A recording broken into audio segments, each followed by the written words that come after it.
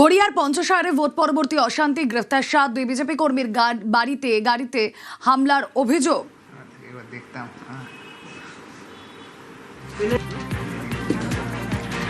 বিজেপির polling agent Shantanu সরকারের গাড়ির ছবি আপনারা দেখছেন, যেখানে ভাঙচুর চালানো হয়েছে এমনটাই অভিযোগ।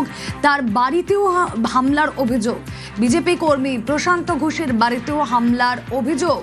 কথা বলবো, অমিত প্রতিনিধি রয়েছেন সঙ্গে। অমিত, গত পরশুদিন ভোট পেটের পর পঞ্চশহর এলাকাতে 159 নম্বর বুথে বিজেপির প্রার্থী হয়ে এজেন্টটা তিনি কাজ করছেন শান্তনু তাকে হুমকি দেওয়া, তার গাড়িতে ভাঙচুর চালানো এবং আরো একজন বিজেপি কর্মীকে মারধর এবং তাকে হুমকি দেওয়ার যে ঘটনা, সেই ঘটনায় 7 জনকে গ্রেপ্তার করেছে পঞ্চশহর থানার পুলিশ।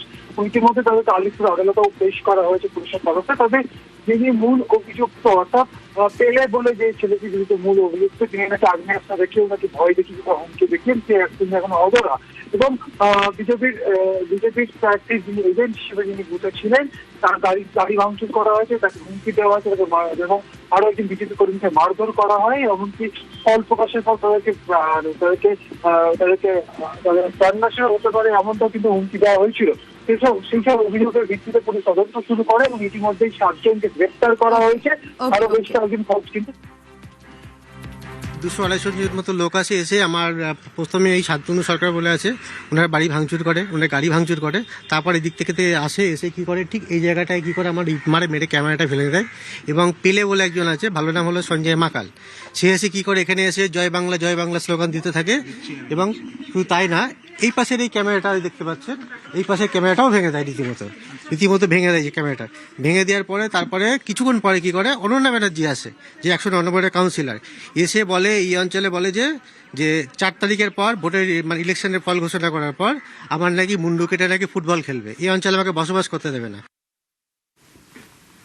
পঞ্চশহর থানায় অভিযোগ, যাদবপুরের বিজেপি প্রার্থীর হামলার অভিযোগ অস্বীকার করেছে তৃণমূল। পাল্টা তৃণমূল কর্মীদের উপরই হামলার অভিযোগ করছে তারা।